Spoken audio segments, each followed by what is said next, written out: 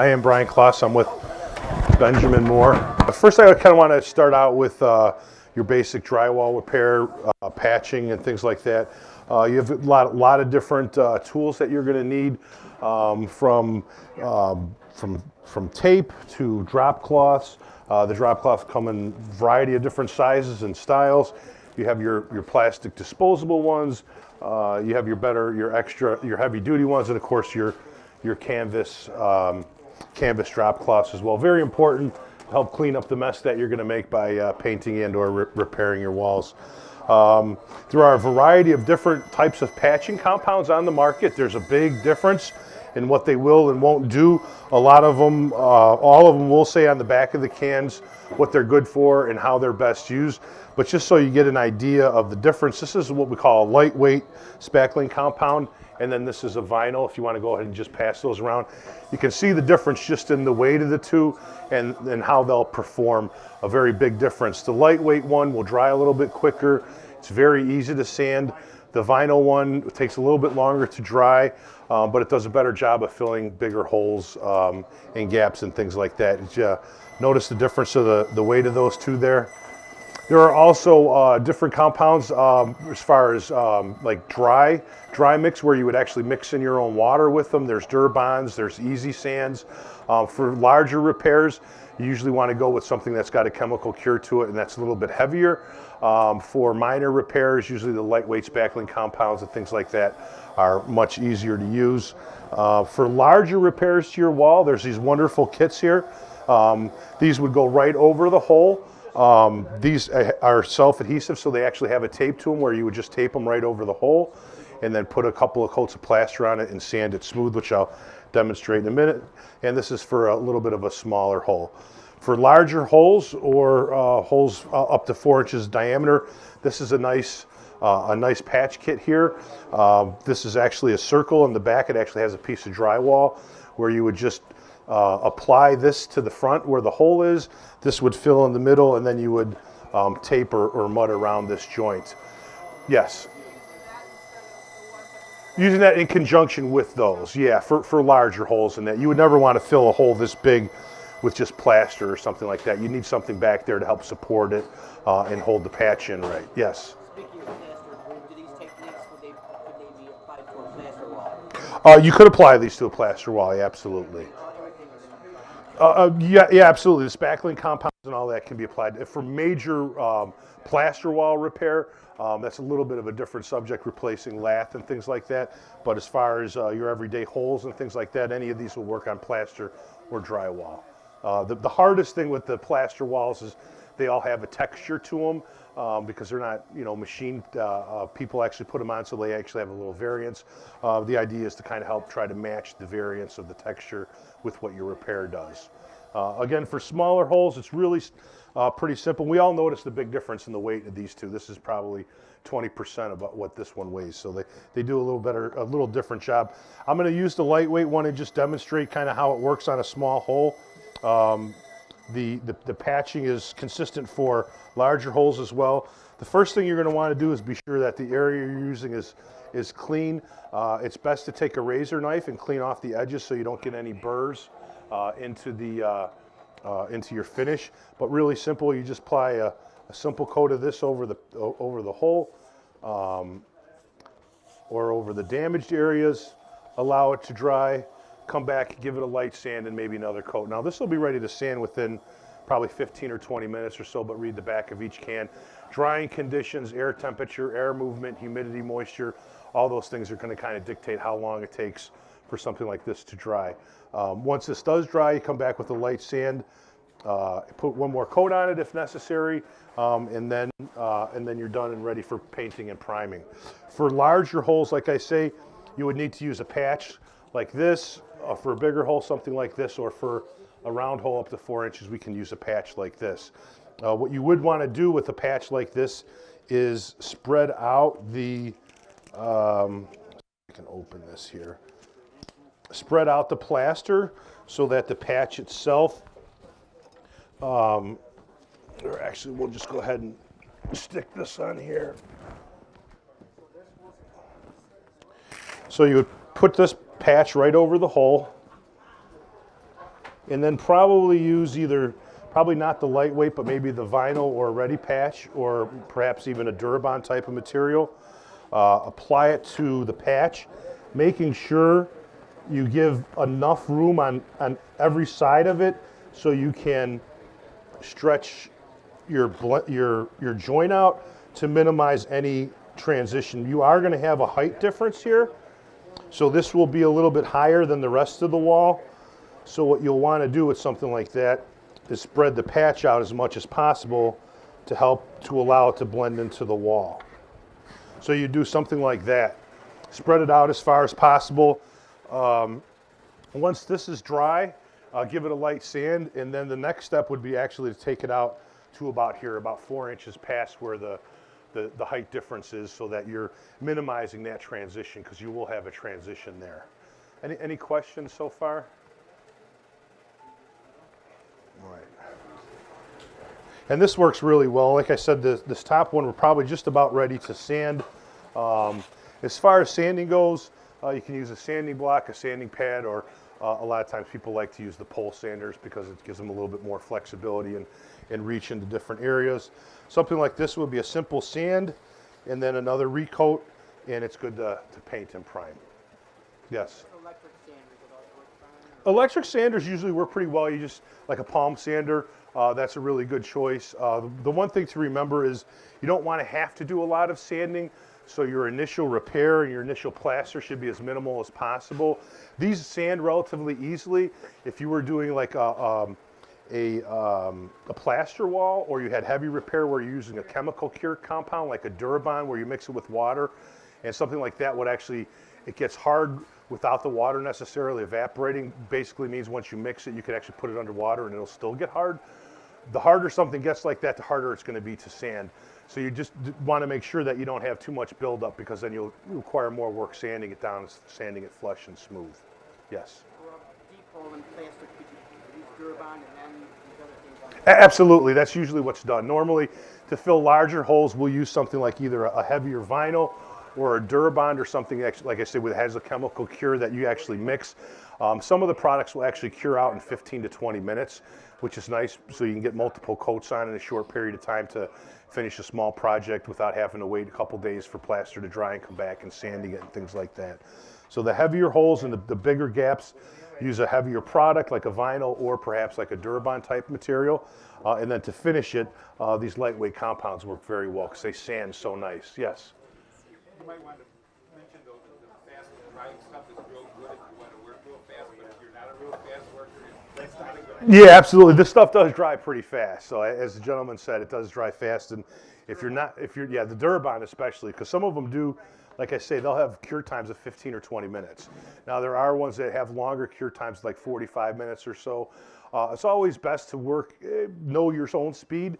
If you're going to do something like that, don't make more than you can actually use in a half hour or so if you're using the 45-minute cure time. Also, temperature, humidity, air movement will affect the cure and the dry time of all these products. So the warmer it is, the more air movement there is, the quicker they'll dry out, and the quicker they'll be ready to sand or get hard on you to address that way. But again, the big thing is to not try to overbuild it and come back and have to do a lot of sanding. Yes? You just talk about the holes. If you have a crack, how about that? Cracks are a different story. There's two reasons for cracks. You'll either get a crack, which would be a settling crack, or like a crack from damage, like the wall was, for some reason, something was banged into the wall, or someone slammed a door really hard or something. Never happens in my house. But you have a stress crack, and you have what we call a stagnant crack. Stagnant cracks are relatively easy to repair. You can use a drywall tape and just basically use the tape to go right over the crack. Do the same thing that we did here. Apply your compound to both sides of it, spread it out, draw it down smooth, allow it to dry, sand it, put another coat or two on as needed to blend it in with the rest of the wall. Cracks that are actually moving or settling types of cracks, you can kind of address the same way, but if the underlying cause is not fixed, the crack's going to come back. It doesn't really matter what you do to it. And we get a lot of those above doors and above windows in houses. I have one in my house. Basically, the foundation is settling a little bit, which means the wall is moving. If that wall continues to move and the settling is never stopped, there won't be any permanent repair. You can do something temporary, and if you do something temporary, I'd recommend using something like the drywall tape here, and then a spackling compound, again, the same way we did the patch here. For something that is moving, it depends on how bad it's moving. It could last anywhere from 6 months to a couple of years. But again, if it's not, the underlying cause of the crack isn't addressed, it's going to continue to come back. How would you discern the difference? Well, usually, if the crack is from damage, you'll probably be aware of it if it's in your home, or you'll see some ancillary damage like something heavy got jammed into the wall where it produced a hole and then there was a crack there, or if for some reason there was a crack, like say in between the drywall itself, where we have what we call a butt joint, where you would have the drywall mud and that filled in. Sometimes if they're not done properly the first time, they can get hairline cracks in them. Those can be readdressed with just a little bit of tape and some plaster. The settling cracks, most of the time you'll see them above doorways. You'll see them in the and above windows. You'll see them in the least place that there's actual physical wall. So if you imagine a wall going up to the ceiling here, your door goes up to here. Basically, there's a lot of movement in the frame, and the place that there's no movement is up here between the door and the ceiling, and you'll get a crack there. Or if you move over to where a window is, most of the wall is window, so there's a little bit of flexibility there. Now you have the stiff drywall from there to the ceiling. Most of the time you'll see the crack in there, and that would be more of like a settling crack. So you were saying that if you don't fix the underlying cause of the crack, you're going to have issues. It's going to keep coming back, absolutely. I'm thinking that I have a big crack in the wall, and it wouldn't be a settling crack. It's a very old house. Okay. And so it might be that explanation that you gave where something is not joined behind it. Right. So would that mean that I have to tear up the wall and get that? No, I would. The best thing to do with a crack like that would be what you want to do is actually kind of take a knife, either a drywall knife or a razor blade knife, and kind of cut a V into that crack so we have something to actually fill. Apply a coat of mud or durb onto it, and then here, let me demonstrate here. Once you do that, go ahead. You can either do the mud first, which I prefer, or the tape, and then use something like this drywall tape. All right, there we go. So the hardest thing is getting the tape started, as you can see. So what I would do with this, actually, if you could give me a cut here. Perfect. And then maybe another one right there. All right. So after you put the mud on over the crack, you would put this piece of tape on, and you can see the thing I like about this tape is where the paper tape doesn't have holes in it, this product does. So we can actually get mud in between and through the product itself. So we would completely cover it the same way we did for the crack or for the hole repair. Bring it out to the sides, feather the edges in, give it a sand, and put another coat on. Again, with something like this, you're going to want to bring it out about another 4 inches to ease that height transition. But the nice thing about the tape is you can literally, go out for however long your crack is, you can just follow it with this tape and twist and turn it as you need. This tape will definitely help reinforce even a stress crack and give it a little bit of extra time without cracking in between repairs. So if you did it without this tape, more than likely the crack will come back pretty quick. With using something like this tape, it's going to hold it back a lot longer.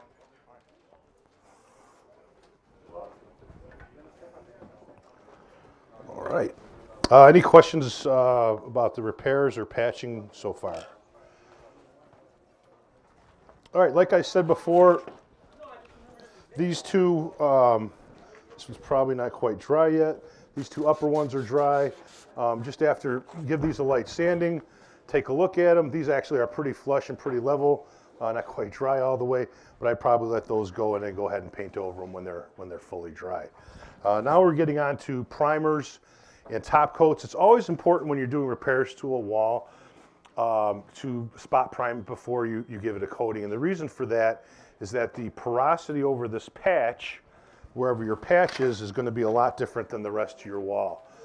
So it's going to probably absorb the coating in a little quicker here, and that can cause what we call flashing, where the sheen will be a little bit different over this patch than it will be over the rest of the wall. Using a good primer sealer will help eliminate that.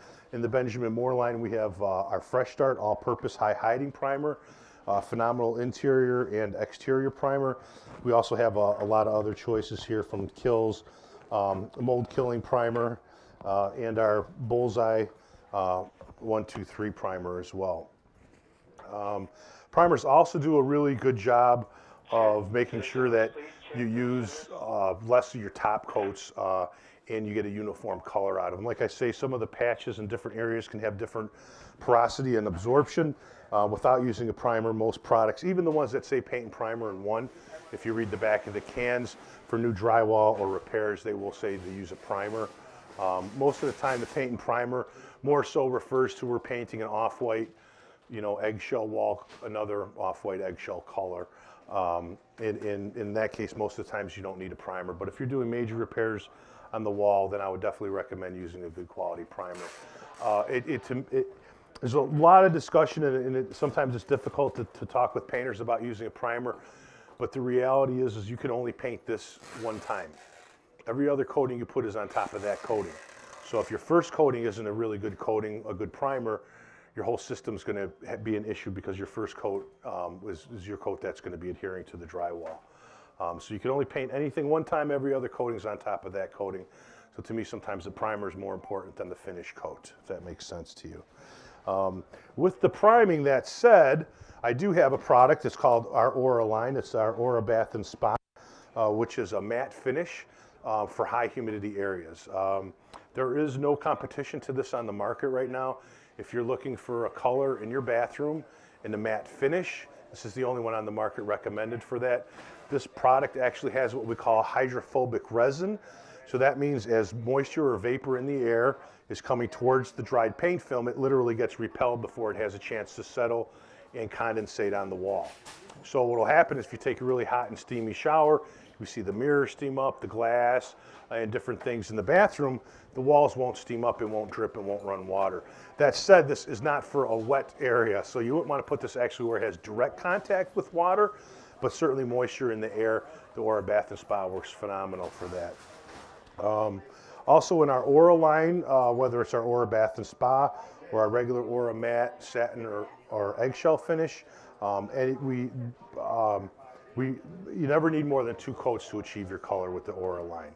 The Aura is also what we call self-priming, but it's even beyond self-priming. I wouldn't use any other product to put 2 coats over this and be done with the wall. However, with something like the Aura, you can. The Aura will self-prime over patches and things like that. 2 coats of Aura will be able to knock this out and you'll be done painting versus a traditional 1 primer and 2 top coats. I get a lot of pushback. Well, I painted the wall with 1 coat and it looks pretty good. And most of us could probably make most walls look pretty good with 1 coat as long as we're not having an extreme color change or an extreme gloss change. That said, to achieve the final sheen and the final color, most of the time you do need 2 or 3 coats to help set that up. And you run into that when you try to do touch-ups. If you try to touch up a wall that the sheen and the color hasn't been completely set on because we only maybe put 1 coat on there and it looked good enough, now when you're, say, touching up a spot in the wall, now all of a sudden your color and your sheen is set and it doesn't match the rest of the wall. And that is typically due to the wall not being completely to the complete set color or the complete set sheen yet. Does that make sense, or any questions about that at all? All right, yes.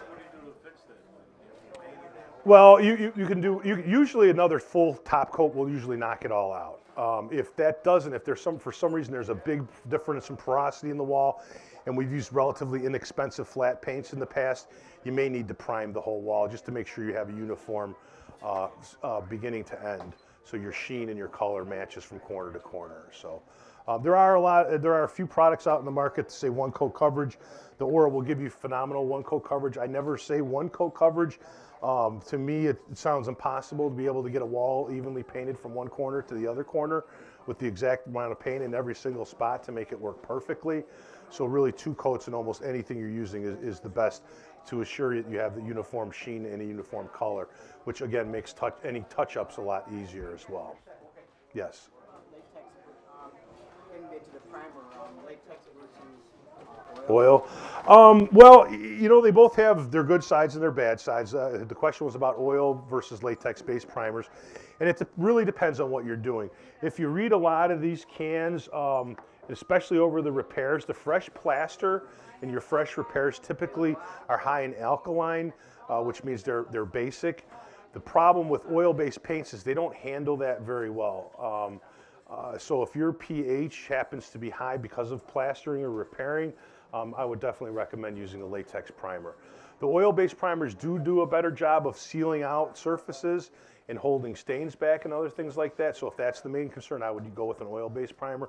But for over your everyday repairs and things like that, definitely use a latex, unless you want to wait, 2 to 3 weeks for this to fully cure before you put an oil-based primer on it.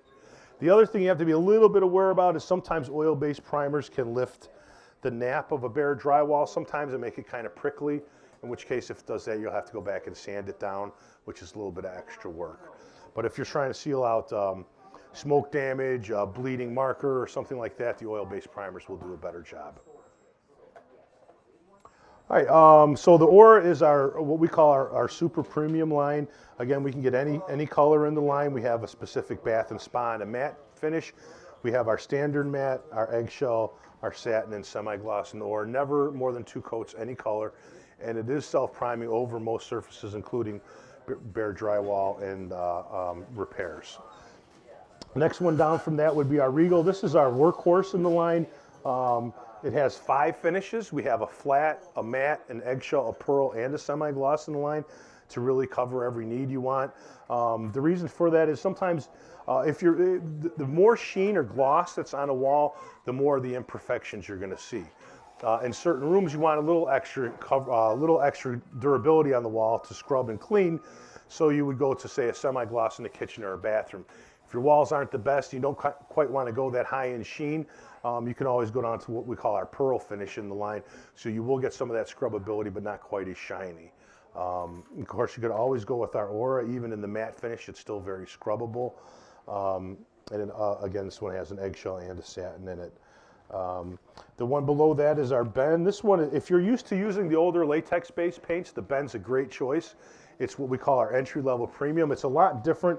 The Aura and the Regal, as well as most of the other products in the market right now, are the latex in there is 100% acrylic, which gives it a little harder finish and a little more UV resistance, which is nice for exterior, but we're talking about interior. There's actually a vinyl acrylic resin in the Ben, so it feels a little bit more like the latex paints felt 20 years ago. So if you're used to using the older latex style paints, you like the way they worked and handled, the Ben's a great option because it does have that older vinyl acrylic resin in it. And then we wanted to round the line out here where we do have commercial coatings for your commercial projects. Our Ultra Spec 500 is a great choice for apartment buildings, condos, commercial spaces, and things like that. This product has a flat, a low sheen eggshell, an eggshell, a semi-gloss, and a gloss finish in the line. Yes?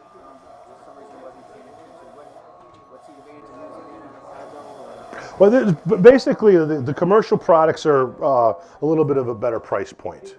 So they're not quite as high quality as the Regal and the Aura, but it's a little bit better price point, especially for hallways and things like that. You're going to be repainting a lot, apartments and things like that go through a lot of turnover, and you're repainting.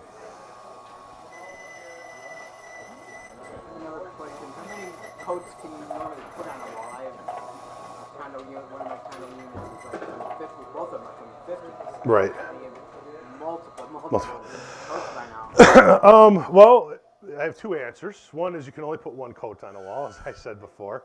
Every other coat's on that. That said, usually as many coats as the wall will hold. It's kind of a vague question, but it goes back to the first coat. If the drywall was prepared well the first time it was coated and the dust was wiped off and they used a good primer, more than likely you can get a lot of coats on a wall before you'll start having problems with it.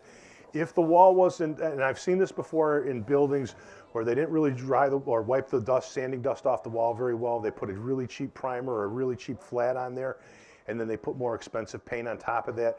One of the issues with latex-based paints, as it dries, it pulls a little bit. So if you're putting it on a wall that wasn't prepared well and has a coating on it, the first coating that's not really sticking very well, by putting a good quality paint, you could actually cause it to peel off, or what we call potato chipping or flaking the wall, where you can get really big chips coming off. They'll usually start in the corners or wherever there was a heavy coating of mud from where they sanded it and never wiped off the sand, and they just put a cheap primer over that, and it never really bonded very well. That's why I say it's very important when you're doing repair or whatever, that your first coat is the best you can do, because once that's on there, it's on there, and everything else is going to be on top of that one. So to answer your question, how many coats can you put on a wall? It really depends on how well that first coat was put on.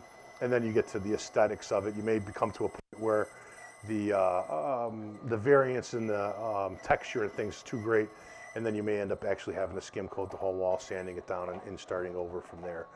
Just depends a lot on your preference. That's more for aesthetics, though. So, and then the last thing I want to talk to you about is trim paint.